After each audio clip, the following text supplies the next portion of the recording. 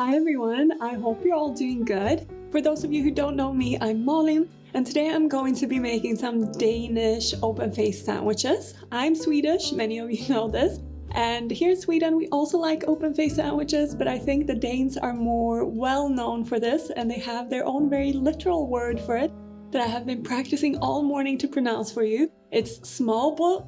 I hope that's okay, you Danes can let me know.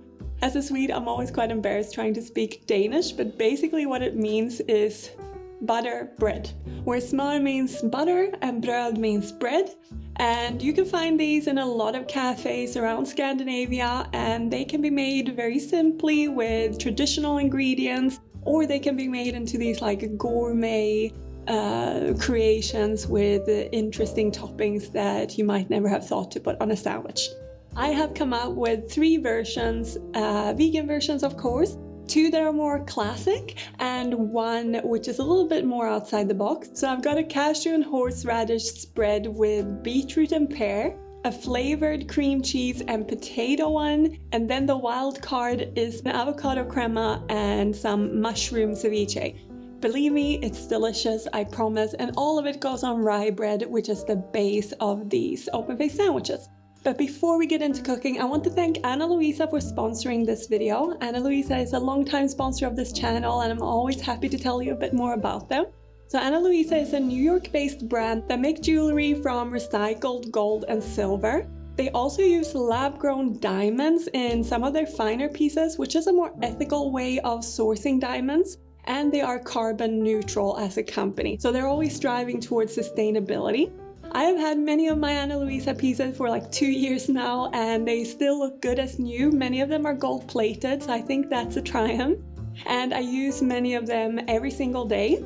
I love to stack their necklaces, their bracelets, and their rings, and I really love their earrings. I think they sort of elevate any outfit. And recently I received these dangly earrings, which is something new for me, a little bit elegant, and I think it will be perfect for the holiday season. I also received this long pendant necklace, which also is a little bit different for me, a little bit more edgy, and I think it will look really nice as I layer up my necklaces to give them some edge. Like today when I'm stacking it with this understated chain that has a little baguette green gemstone, which looks really cute and lovely and will go great with many of my other necklaces as well.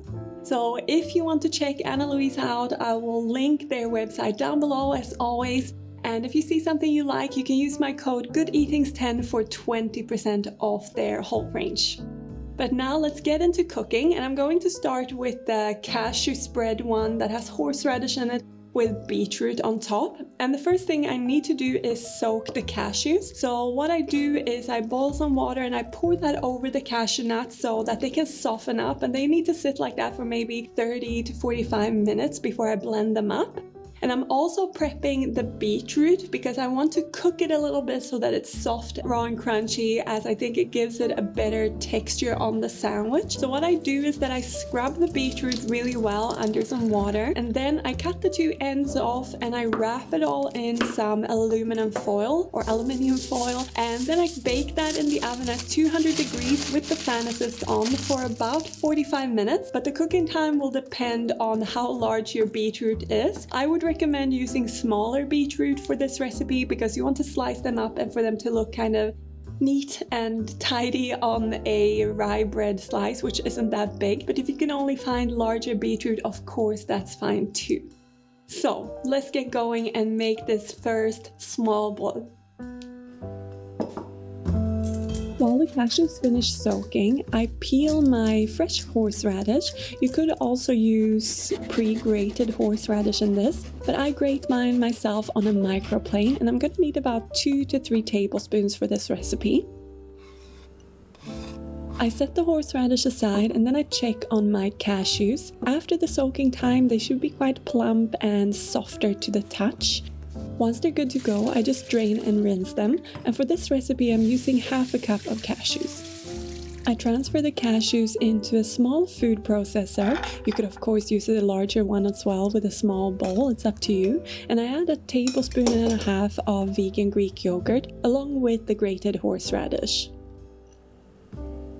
To give the horseradish spread some complexity, I added about half a tablespoon of lemon juice as well as 1 teaspoon of olive oil just to help carry all the flavors and make it more creamy. I seasoned with salt and black pepper and then I blended until as smooth as possible. With this type of machine, it won't be completely smooth, but that's okay. It won't make the sandwich any less good. And you will have to scrape down the sides a couple of times and run it again until you reach, as I said, the most smooth consistency as possible. Then I just transfer it into a little bowl and set it aside.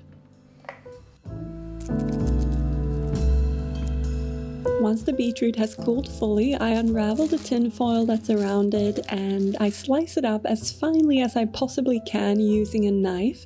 If you have a really good mandolin, this would of course be a better choice here, but mine is a little deficient when it comes to softer textures. If you are slicing it with a knife, I find that slow and steady wins the race. And once that's all sliced up, transfer it to a bowl and drizzle with a little bit of olive oil, some lemon juice and season with salt, and then of course toss to coat everything. This makes almost a beetroot carpaccio, which goes really well with the horseradish.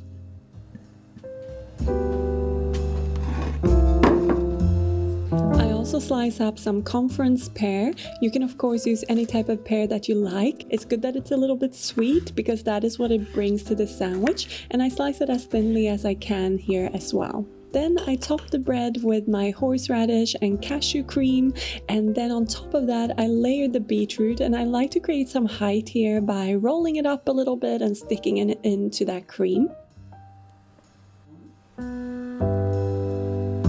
On top of that, I go in with my pear slices, and I like to go a little bit avant-garde here, but you can layer it in any which way you like. And I also like to sprinkle a little bit more grated horseradish on top. For garnish, I have some cress microgreens that look really lovely on here. I also really like this with fresh thyme leaves, so if you have that on hand or in your garden, definitely use it.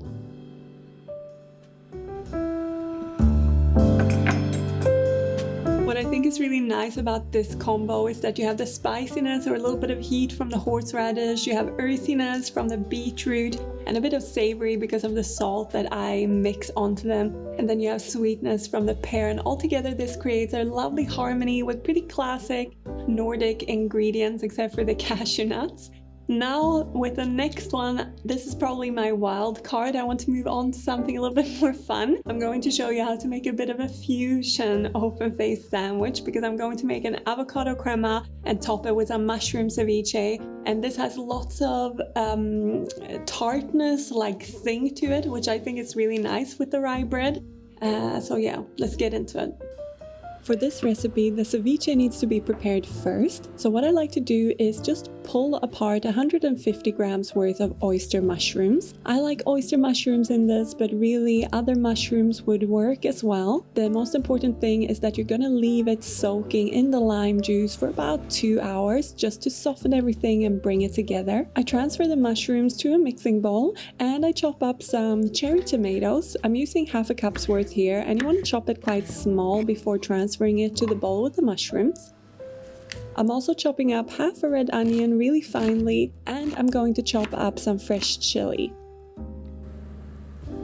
You could definitely use jalapeno here, but I found this yellow chili in my grocery store and I just thought the color was lovely, so I went for that. And you can do this to taste, as little or as much as you like. And I'm also chopping up half a cup's worth of fresh coriander for lots of yummy herbaceous flavor.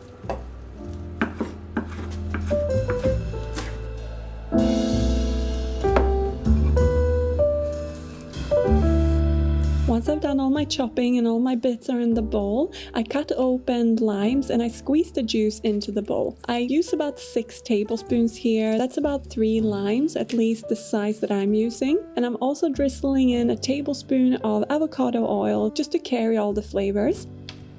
I season with salt really generously and then I toss to coat everything.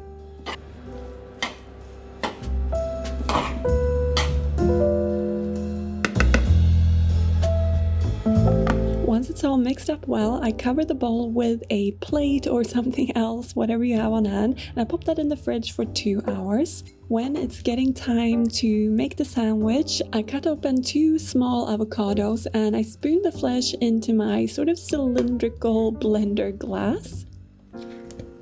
I also add in a 1/4 cup's worth of vegan Greek yogurt. This will give the mixture a little bit of tartness.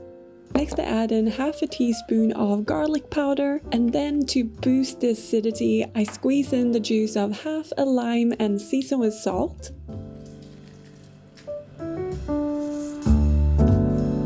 Then it's time to just blend it all up until it's smooth, and I like to use my stick blender here, but again, you could do this in a standing blender if you prefer. Then I just transfer the mixture to a bowl and it's time to assemble the sandwich.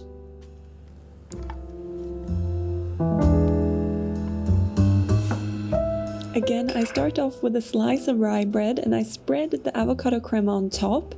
Then I mix up the ceviche that has been sitting and soaking in that lime juice, and I add that on top of the avocado crema. I top that off with some crispy fried onions. I just buy this in the grocery store, but of course you could make your own if you prefer. I also like to top it off with some extra fresh coriander and some more of that chopped chili pepper.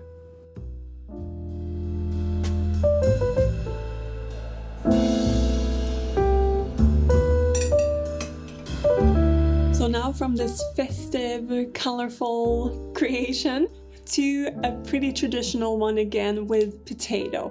And I know a lot of people will think, why are you putting potato on bread?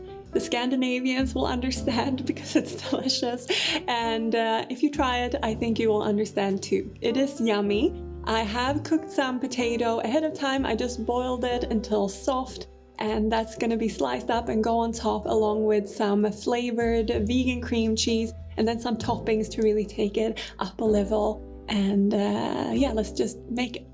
This is probably the simplest of the 3 sandwiches, and I start by just flavoring up 150 grams worth of vegan cream cheese with a 1/4 teaspoon of garlic powder and the zest of 1/2 a lemon. I also season with a little bit of salt before just mixing it all together, and it's good to give this base layer of the sandwich a little bit of pizzazz because in my opinion potato soaks up quite a lot of flavor. Once that's all mixed together, I set it aside and I slice up some pre-cooked potato. These sandwiches are perfect for when you have leftover boiled potatoes, which in Swedish households that's quite often. So I just slice those up, set them aside, and I finally chop some red onion, which I will use to top off the sandwiches with some other chosen favorites. And that pretty much concludes all the prep you need to do for this sandwich, so we can just start putting it together. Again, starting with the rye bread, and I spread the cream cheese on top. It could be good to let the cream cheese sit for at least half an hour just to get the flavors to come together before starting the assembly. Then I layer the potato slices on top of the cream cheese and it's ready for toppings. First of all, it needs a good sprinkle of sea salt flakes. Salt and potatoes are like a match made in heaven. Then I've chosen quite classic Swedish or Scandinavian flavors, starting with the chopped red onion, and then I'm adding some capers on top, which gives more saltiness, savoriness, and of course that special caper flavor. And then to finish it all off, I'm going in with some fresh dill fronds, and this is probably the most Swedish herb out there, maybe next to chives. So yeah, I hope you enjoy.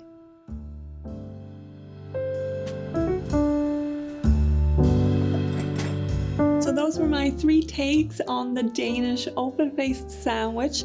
Perfect for get-togethers, parties with family and friends. It's a fun thing to make for people to try different flavors. And we know the holiday season is coming up for a lot of us. So yeah, I think this is a good thing to treat people to. And I hope you do too. I hope you will try them. As always, I will link the recipes written out down below in the description box. And don't forget to check out Anna Louisa in the description box as well. Thank you all very much for watching. I hope you enjoyed. I look forward to seeing you in the next one. Take care. Bye.